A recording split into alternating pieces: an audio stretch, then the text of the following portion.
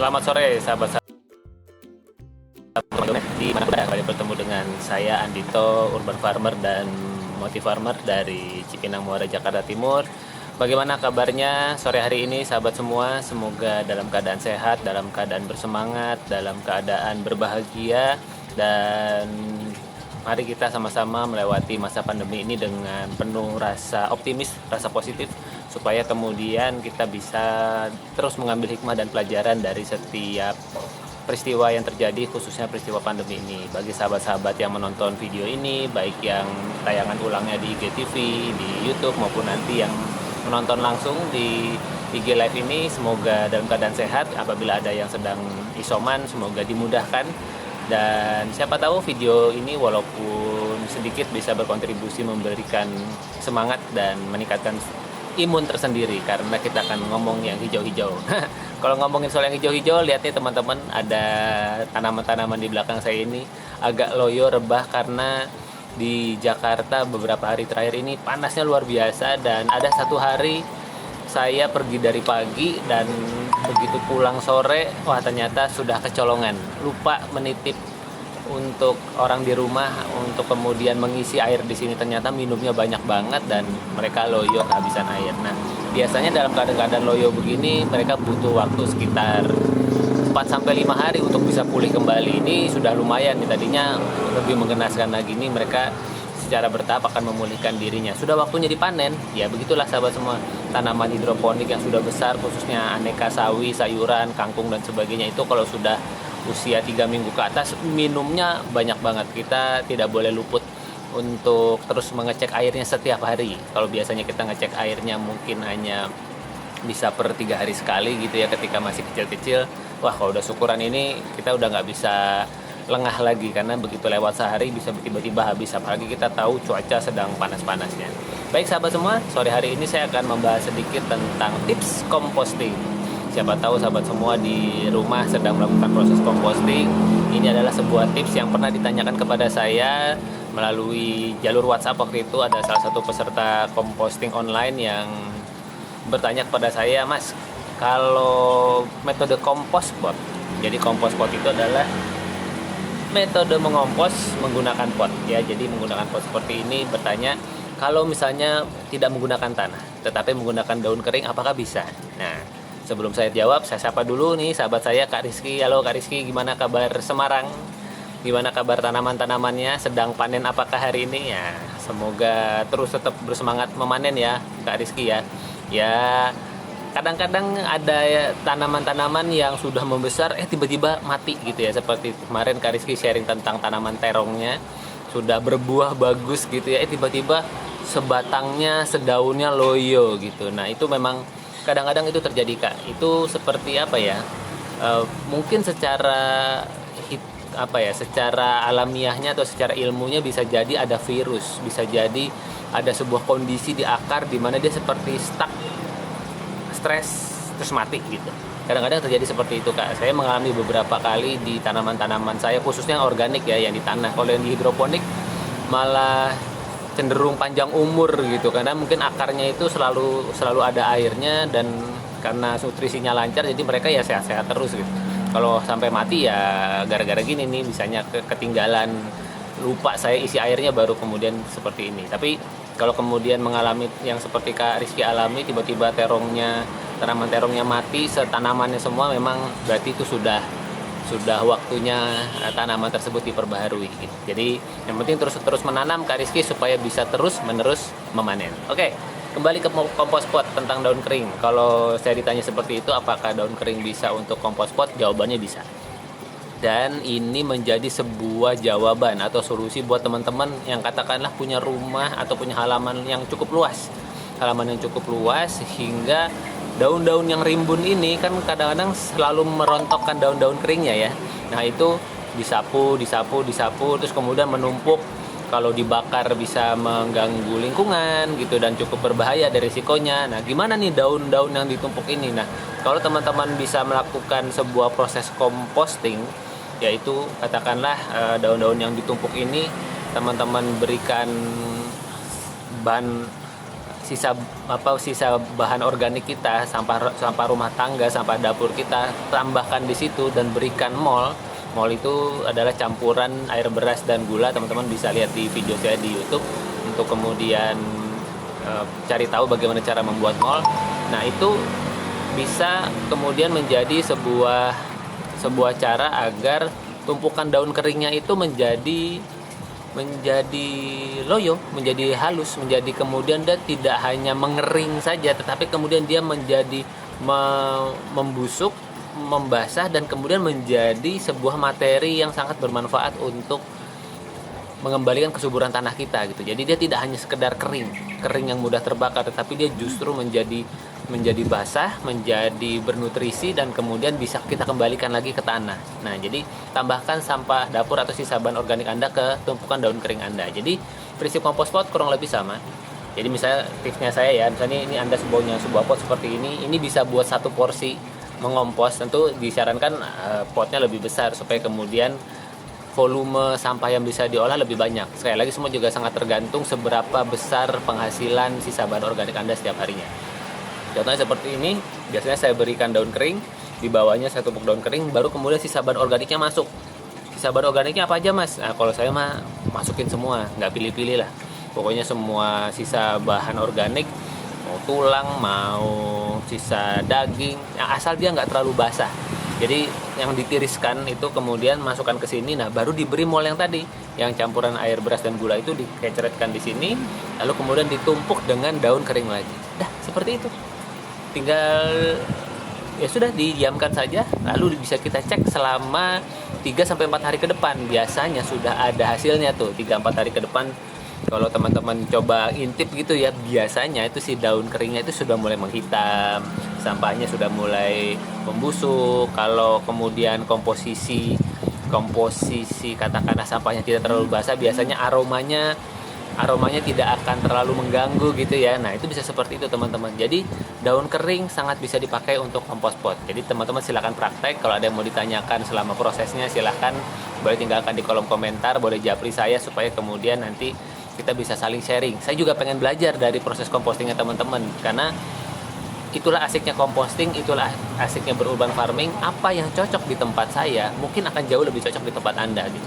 Apa yang cocok di tempat Anda belum tentu cocok di tempat saya. Jadi kita perlu terus melakukan eksperimen, bibit apa yang kita punya, terus pola hidup seperti apa yang sedang kita terapkan. Katakanlah kalau teman-teman mungkin lihat dari beberapa video saya terakhir ini, kok tanamannya Mas Andito banyakkan jenis sawi-sawian seperti ini ya. Memang kebetulan saya memang lagi mau nanam sawi. Karena apa? Saya lagi senang-senang yang raw juice, bikin green smoothie sama istri, yang kemudian salah satu bahan dasarnya adalah bahan sayuran hijau. Ada kangkung, bayam, sawi ini salah satunya. Dan sawi ini ya benar-benar dari biji yang sangat kecil bisa jadi sebesar itu. Jadi saya senang banget ketika kemudian membuat green smoothie itu tidak menggunakan sayuran yang bukan dari halaman rumah saya. Ya kadang-kadang sih ada sih kita campur, ada kadang pakai bayam, kadang pakai kangkung. Jadi kalau ada sayuran yang dari luar, dari pasar, itu biasa kita rendam di strong kanggeng. Saya punya mesin elektrolisis Kangen Water, mesin Levelux itu dia bisa bikin air kebasahannya sampai pH 11,5. Nah, itu kalau kemudian kita rendam atau kita sayuran-sayuran itu direndam, itu bisa mengambil pestisida. Nah, itu bisa juga dilakukan misalkan dengan menggunakan cuka apel misalnya, atau mungkin teman-teman punya tips-tips yang lain, ada yang merendam dengan ekoenzim dan sebagainya. Itu adalah salah satu cara untuk membantu mengurangi pestisida. Nah, saya kebetulan punya mesin yang bisa menghasilkan air alkali sampai di level kebasahan pH 11,5. Tidak untuk diminum ya sahabat semua. Itu betul-betul untuk mengambil minyak yang tersimpan, terlarut di dalam atau tertempel di dalam sayuran yang ada di pasaran. Karena apa? Karena memang airnya bisa melarutkan minyak gitu. Kalau teman-teman mau lihat seperti apa airnya, boleh japri saya, nanti saya sharingkan videonya. Jadi betul-betul minyak itu kena air kan biasanya misah ya. Nih minyak kena air nyampur jadi putih kayak susu larut dia. Jadi kayak kena sabun, tapi bukan sabun, tapi hanya air biasa. Nah, itu yang saya miliki, sehingga saya senang mengkombinasikan sayuran yang ada. Nah, jadi sekarang lagi senang nanam sayuran dan herbal nih teman-teman. Basil, mint, kalau teman-teman pernah lihat di postingan saya di Instagram itu jadi bagian dari green smoothie saya, karena green smoothie itu ternyata asik banget ya prinsipnya. gimana caranya sayuran mentah ini itu bisa masuk ke dalam pencernaan kita. Jadi semakin mentah sayuran itu ya kandungan nutrisinya masih original gitu. Yang jadi isu kan adalah katakanlah patogen atau kemudian pestisida yang ketempel di dalam sayuran. Iya kalau kemudian ditanam di lahan yang luas, yang kemudian ya lebih penting hasil, siapa yang makan bodo amat gitu ya. Tapi kalau kita tanam di rumah kita sendiri, seberapa pun hasilnya, wujudnya kata gini nih loyo-loyo gini kan nggak enak dipandang ya. Emang bukan buat dikasih-kasih sih. Memang kalau udah jadi jus ya udah sama aja hasilnya gitu. Nah, itulah asiknya berkebun di rumah sendiri, dan kompos pot ini adalah juga salah satu metode supaya teman-teman bisa mempunyai sebuah cara. Khususnya teman-teman urban ya yang tinggal di kota, itu sebetulnya sumber daya kita yang paling besar adalah apa sih? Sisa bahan organik kita, sisa rumah tangga kita. Kalau teman-teman yang di desa gitu ya, kayak katakanlah masih punya ternak, masih pelihara ayam, pelihara sapi, pelihara kambing, kotoran mereka itu adalah sumber nutrisi terbaik yang ada di sana gitu. Tinggal dikumpulkan, difermentasi dan sebagainya, atau kemudian ya dibiarkan saja di lahan terbuka, sebenarnya mereka sudah terserap sendiri. Tapi kalau kita di kota kan tidak bisa seperti itu gitu. Sisa bahan organik kita kalau kita tidak kelola, ya itu jadi masalah, itu jadi problem. Kalau nggak jadi problem di rumah kita, jadi problem di lahan orang lain gitu, karena numpuk di TPS, di TPA. Nah, saya sih mengajak selalu melalui video-video saya, yuk teman-teman, kita mulai peduli dengan sampah kita, dengan sisa bahan organik kita, khususnya dengan cara apa mengolahnya. Nah, ini kompos pot ini adalah salah satu metode yang paling simple setelah gali lubang organik tentunya. Kalau punya tanah, kalau nggak punya tanah, pakai ini sahabat semua, pakai kompos pot. Baterinya bisa pakai tanah, bisa pakai daun kering sebagaimana tema kita hari ini. Begitu ya sahabat semua. Nah, ini Kak Rizky bilang saya nanam, katanya Kak Rizky belum panen lagi Pak, nunggu berapa minggu lagi. Nah, justru itu Kak, ketika kita sedang menunggu panen, inilah saat yang tepat untuk Kak Rizky mulai menanam apa aja yang mau ditanam apa lagi. Jadi karena gini, saya ngerasa betul ketika saya rajin menanam, saya pun rajin memanen. Tapi ketika saya pernah bolong menanam, saya akan ada bolong memanen. Memang begitu ternyata siklusnya. Apalagi kita tanamannya segenre gitu ya, genre sayuran hijau gini, umurnya tuh rata-rata hampir sama, 3-4 minggu. Nah, kalau saya berhenti menanam, wah itu bisa jadi saya nggak panen lagi gitu. Jadi saya lagi membiasakan dengan istri lagi, yuk kita nanam setiap hari gitu, karena kita ingin lebih memfungsikan lagi lahan-lahan yang kita punya. Pokoknya pengen banget deh makan dari yang kita hasilkan sendiri itu apa ya, kepuasan dan kebahagiaannya itu tak tergantikan. Jadi Kak Rizky, yuk mulai menanam lagi ya Kak Rizky ya. Nanam apa? Terong, nanam cabai. Silakan Kak, menanam sekarang untuk memanen esok hari. Tapi saya sapa dulu ya teman-teman yang sudah hadir. Selain Kak Rizky itu ada Kak Sofian Lee, ada Kak Ibnu 008, ada Kak Marliati Ningsi. Om saya hadir, kata Mas Ibnu. Ya, terus kata Kak Rizky, saya nanam sawi sendok timun pas musim kemarau pada layu. Iya Kak, kalau organik itu tantangannya adalah begitu tiba-tiba panasnya melonjak dan kita nggak nyiram sehari aja, atau nggak, kita biasanya menyiram pagi gitu, pagi kita nggak nyiram, wah biasanya sorenya pada layu Kak. Itu memang kita perlu menemukan sebuah taktik, sebuah cara. Katakanlah mungkin Kak Rizky perlu mengalokasikan area. Kan kalau saya dari foto-fotonya Kak Rizky kan ada areanya cukup luas tuh. Mungkin Kak Rizky perlu melakukan sebuah investasi, yaitu membeli paranet misalnya. Paranet itu kayak jaring gitu Kak, mungkin bisa tanya di toko tanaman, jaring warna hitam yang kalau kena panas dia tidak optimal panasnya. Jadi yang masuk adalah hangatnya saja, atau hal-hal yang kemudian menghangatkan tanamannya di siang hari. Tetapi kalau kemudian jadi dia tidak menghalangi cahaya yang dibutuhkan, tetapi dia tidak terlalu panas gitu loh Kak. Jadi ada paranet. Jadi mungkin Kak Rizky ada area yang khusus menanam, katakanlah misalnya ya 2x2 meter gitu, itu ditutupi paranet Kak. Nah itu biasanya buat benih-benih awal sih, benih-benih awal. Bagi tanaman-tanaman sayuran kan ditanam di pot-pot gini aja udah hasilnya sudah sangat baik sekali gitu. Nah dicoba ya Kak, dipakai paranet misalnya kalau kemudian isunya adalah panas. Tuh Kak Ibnu nanya lagi, mau nanya apa benar sayur kangkung beracun? Menarik pertanyaannya. Saya juga dulu pernah dengar seperti itu. Dan berdasarkan pengalaman saya makan kangkung sampai hari ini, saya sehat-sehat aja tuh Mas Ibnu. Alhamdulillah ya, bersyukur ya, baik-baik saja gitu. Saya makan kangkung, mau yang direbus, mau yang di jus, mau yang dicah segala macam ya baik-baik saja gitu, mau yang dilalap dan sebagainya.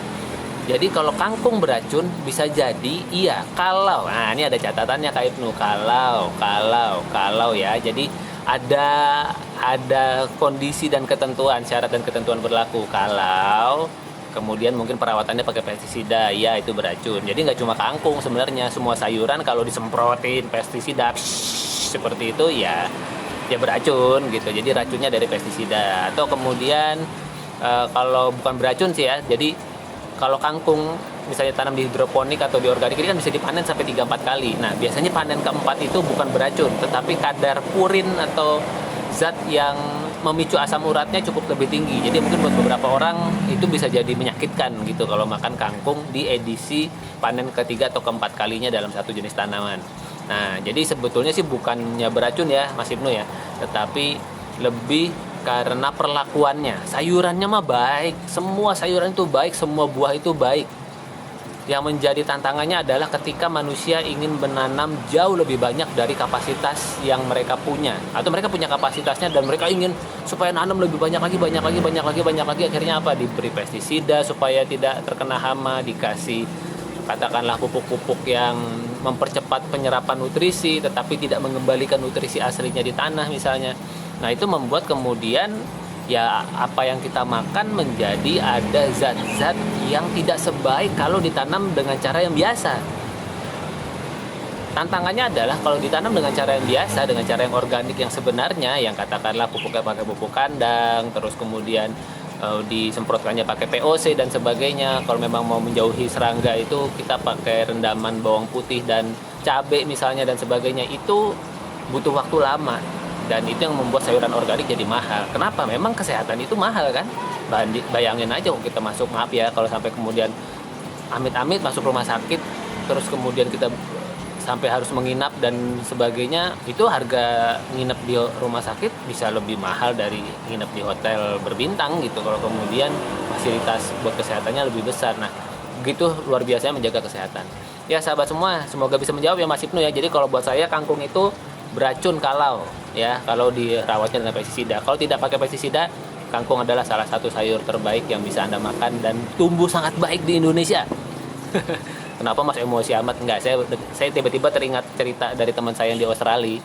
Untuk dapat bibit kangkung aja susah banget gitu, dan harganya sangat mahal gitu ya untuk bisa kemudian dapat bibit kangkung dan menanam kangkung di Australia itu kemewahan gitu lah. Jadi bersyukur sekali kita tinggal di Indonesia dan bisa tumbuh aneka macam sayur. Jadi yuk teman-teman yang menyimak video ini, yang mendengarkan podcastnya, yuk kita menanam, kita optimalkan lahan-lahan kita, lahan-lahan terbatas kita, supaya kemudian kita bisa menghasilkan sayuran dari tempat kita sendiri. Dan buat teman-teman yang melakukan kompos pot, memiliki pertanyaan yang sama, apakah kompos pot bisa menggunakan daun kering? Ini jawabannya ya, bisa menggunakan daun kering. Oh ya, sebelumnya saya juga minta maaf kalau kemudian saya kok live-nya lebih cepat, karena begitu saya broadcast info tentang ngobrol sore hari ini, ada broadcast lanjutan yang nyampe ke saya. Jadi ada acara jam 4 ini yang ingin saya hadiri. Jadi maaf ya, saya geser sedikit ke depan. Jadi buat teman-teman yang baru nonton, silakan disimak tayangan ulangnya atau di IGTV, atau nanti juga akan saya sharingkan lagi di channel YouTube saya di Rumah Hijau Net. Silakan mampir